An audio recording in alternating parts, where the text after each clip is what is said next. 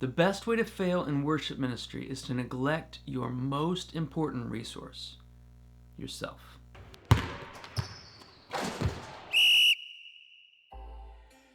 As worship leaders, we know that our job is to lead people in worship, and we want to create a space where people can come and connect with the Lord.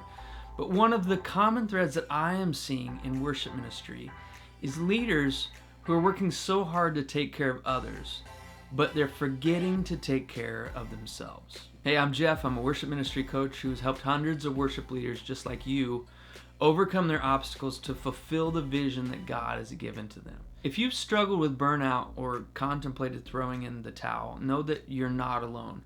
I've run into lots of different worship leaders who have walked that same path and they've been able to come out on the other side. Burnout doesn't have to be the end of the road, but it's often an on-ramp for us to recognize our needs and to take better care of ourselves. So why do we often find ourselves in this place? Why is ministry, worship ministry particularly, such a breeding ground for unhealthy boundaries and self-neglect? I think our intentions are usually right, but in our zeal to serve others, we often effectively delete ourselves from the equation entirely, which ultimately always ends in disaster. It's like the guy in the airplane that they talk about in an emergency situation where they're running around making sure everyone else has their oxygen masks on, but they never take the time to put on their own. Eventually, you just run out of air. I believe that we get in these situations because self-care, it's just not taught well in the church. And often we've learned exactly the opposite, which explains a lot. So we're going to talk about 5 ministry self-care myths and what to do about them. The first myth is that self-care is selfish. Jesus made himself nothing, right?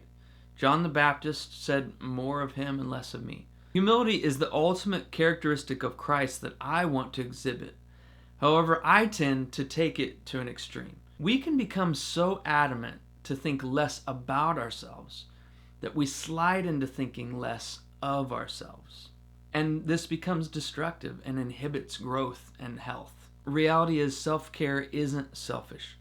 As a matter of fact, the most selfish thing you can do is neglect taking care of yourself, because it will only end up ugly and unhealthy behavior and stuff that will hurt you and hurt those around you. The second myth is that self-care is a luxury, not a necessity. We have a tendency to say, "Oh, it must be nice to take a Sunday off, but I just don't have the luxury right now."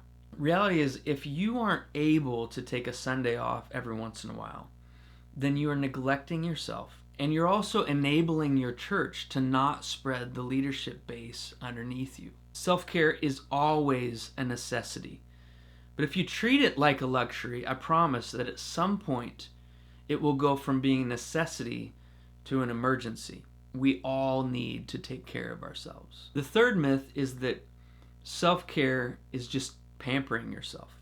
This has been an ancient mindset that goes back way before Christianity. We love to take ascetic practices and correlate it to our love and commitment to the Lord. We've all heard the stories of monks doing crazy things for Jesus, like living on a pole or spending years on their knees. I don't want to shed any negative light on those incredible men and women of dedication, but my question to you is, what is God calling you to do? I would say that it's rare that God would ask someone to go into isolation for a majority of their life, but he may ask you to do something that develops your heart or your spirit, or for something more. We're all called to live lives of obedience, but that doesn't mean that we're called to live lives that abuse and neglect ourselves. The fourth myth is that self-care is a one-size-fits-all. It's very easy to find a hat that fits your head because they're one size fits all, but sometimes it's not easy to find the best way to care for yourself. Socrates wisely said, "Know thyself."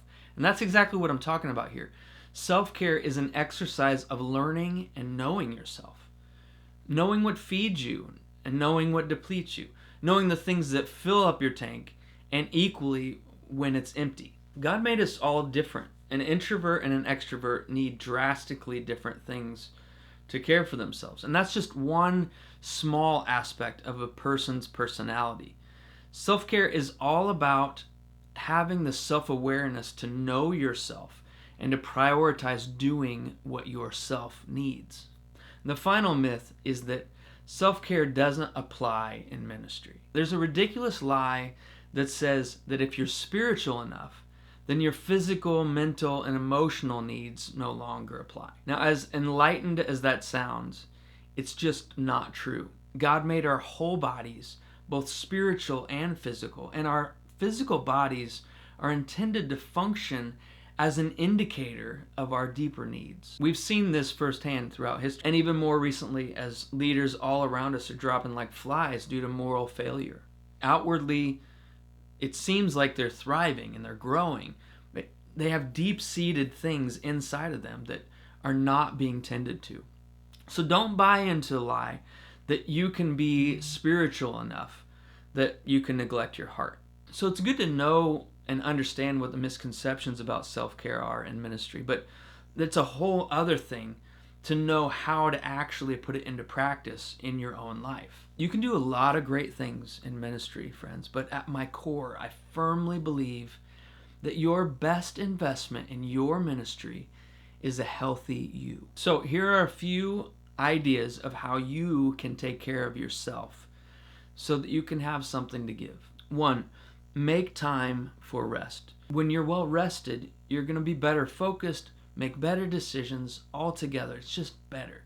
Don't neglect getting the sleep that you need and the peace that sustains you. Rest, both physically and emotionally, they're just necessary in growing as a person and as a ministry. Rest is at the very core of the Christian life. Number 2, get some exercise.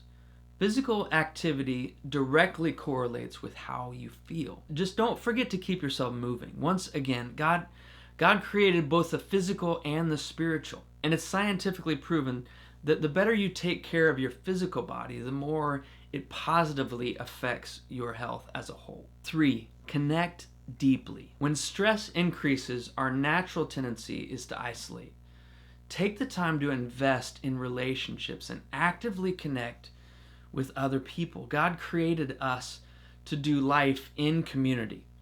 We need those voices of others in our lives, the accountability, the love of our friends and family to spur us on and to be our best selves. Relationships are key to you caring for yourself. 4, find what feeds you.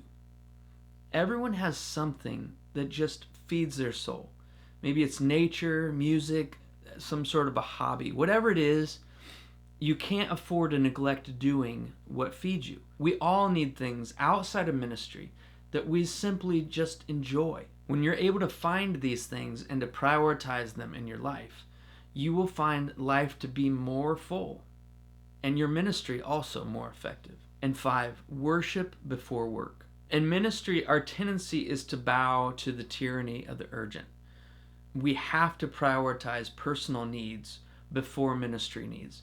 Your personal worship has to fuel your private ministry, not the other way around. If you take an inventory of your life and find that the only time you worship or spend time with the Lord is from a stage, then it's time to step back and reevaluate things. When ministry work comes before personal worship, it just never ends well. There's certainly other things that we could do or expound upon, a whole lot more than just these things, but it at least gives us a starting point. Never forget that investing in yourself is not only not selfish, but it's actually the best thing you can do for your ministry.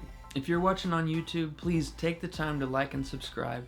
You can find more resources like this at worshipministrycoach.com. Thanks so much for watching. We'll see you next time.